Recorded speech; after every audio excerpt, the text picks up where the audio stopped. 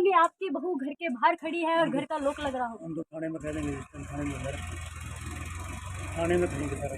तो सर किस चीज़ के आरोप लगाए गए? मेरे आना करे, मैं नहीं किसी का आरोप लगाऊंगा, किसी का नहीं कर, थाने में लग रहे जान नहीं करते। सर राजविंदर कौर ने आप लोगों के ऊपर भी आरोप लगाया कि आप लोग दहेज मांग रहे हैं, क्रेटा गाड़ी मांग रहे हैं। चलो लगाऊं, जो कुछ लगा रहे सर दो शादियों का आरोप भी लगा, दो शादियों का आरोप आपके ऊपर लगाया गया है, क्या कहना चाहेंगे सर? ये तो 4-6 शादियां करवाए। तो सर ये घंटों बाहर खड़ी है, इसका क्या मतलब बनता है? या तो प्रोटेक्शन लेकर हम दिया सारा कुछ, मैं तो इसमें कुछ कर नहीं सर मौके पर पुलिस मैं तो पहुंची अपना है। लड़का बेदखल कर रखा, उस अगर बाहर होगा था वहाँ खड़ी हो जाएगा। हमने मौके पर पुलिस भी आपके घर के बाहर खड़ी है, कितने टाइम होगा? जब मेरा तो उसके जेल कोई वास्ता नहीं, अपने घर वाले पकड़ जाकर जो मर्जी करना। इनके हस्बैंड का है, आपके बेटे ही तो है, वो भी तो बताया जा रहा है अंदर है इनका हस्बैंड भी। इन आपका जो लड़का है जिनके साथ इनकी शादी हुई है वो कहाँ पे है? मेरे को क्या पता कहाँ जा रहे, सुधीर के जा रहे। आपके घर में रहता है आपका बेटा, आपको ये नहीं पता कहाँ गया वैसे? मैं तो बेदखल कर, बेदखल किया हुआ लड़का? सारा कुछ। लड़के ने लव मैरिज की थी क्या? नहीं। तो अभी पुलिस ने आपको थाने के अंदर बुलाया है, तो उसके बारे में क्या कहेंगे आप? हम वहीं जाकर कहेंगे कि वो आपको थोड़ी कहेंगे यहाँ से।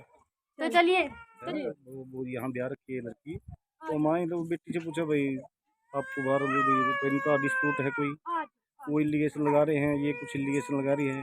तो सर आप घर के अंदर नहीं गए? घर का तो लॉक लगा रखा है, क्या बात करी आपने सर अंदर? ये तो आपके सामने ही हुई है, जो भी जैसे अभी आपके साथ बात करी ऐसे मेरे साथ की है। ठीक है, इनको ये लड़की कंप्लेंट दे दे रिटर्न में, और प्रोटेक्शन वारंट जो अफसर होती है इनकी, वो भी जैसे जो भी मुनासिब कार्रवाई होगी इसकी हद से ज़्यादा मतलब सुनवाई होगी और 101% होगी। अंदर है और मैं नीलोखेड़ी के पास गोरगढ़ की रहने वाली हूँ, करनाल डिस्ट्रिक्ट की। और मेरी शादी बहादुरपुरा में हुई थी, कुरुक्षेत्र के पास है जो, 9 नवंबर 2020 को हुई थी। और ये मेरे को मतलब शादी के 1.5 महीने से ही टॉर्चर कर रहे हैं दहेज के लिए, जबकि मेरे पापा ने मेरे को शादी में स्विफ्ट गाड़ी भी दी थी, बहुत कुछ दिया था। और मतलब इनकी डिमांड थी क्रेटा गाड़ी की। और उसके बाद मतलब मेरी 6 मंथ की प्रेगनेंसी थी, प्रेगनेंसी के अंदर इन्होंने मेरे को बहुत ज़्यादा टॉर्चर किया, मतलब कि बहुत, मतलब कभी गैस खुली छोड़ना, कभी कुछ करना, कभी कुछ करना, मार पिटाई भी की इन्होंने मेरे साथ। तो क्या नाम लेते हैं उसमें, मतलब 6 मंथ की प्रेगनेंसी के अंदर ये मेरे को दवाई दिलवाने के उससे रितु नर्सिंग होम से मेरा ट्रीटमेंट चल रहा था। इन्होंने दवाई दिलवाने के मतलब धोखे में मेरे को घर छोड़ के चले गए थे, और उसके बाद ये मेरे को लेने नहीं आए।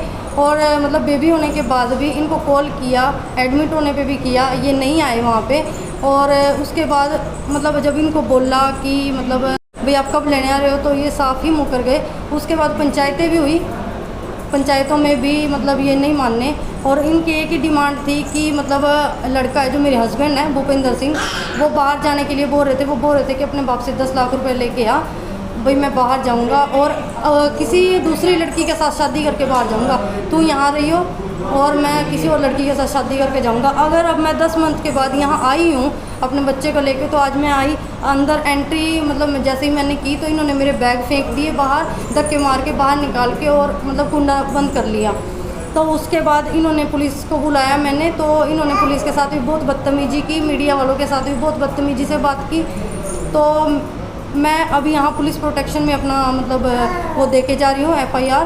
तो मेरे को ये हो भी, ये आगे की कार्रवाई ये खुद करें, और मेरे को बस इंसाफ चाहिए सर। मेरे को अपने घर जाना है ससुराल में। आपको क्या लगता है, मान लो पुलिस प्रोटेक्शन मिलने के बाद हाँ जी, वहाँ पे आप जाओगे, दोबारा आपके साथ कैसा व्यवहार करेंगे? सर मेरे को उस चीज़ से कोई मतलब नहीं है। नहीं, आपके साथ कोई व्यवहार, मैं प्रोटेक्शन के साथ जाऊंगी ना सर। अब जी, अगर मैं मतलब पुलिस प्रोटेक्शन में बैठी हूँ। दूसरी पार्टी के जो बंदे आए हैं, मतलब हाँ आपके सास ससुर वाले, कौन व्यक्ति यहाँ पे मौजूद है इस समय? यहाँ पे तो वो ही उधर आए होंगे ना। मैम आपके ससुराल वालों से बात की थी, आपके ससुर वहाँ पर मौजूद थे मौके पर, उन्होंने आप पर पहले नस काट के घर से जाने के भी आरोप लगाए हैं, क्या कुछ करेंगे? ऐसा कुछ नहीं है मैम, ये मतलब कि ये मेरे को टॉर्चर करते थे।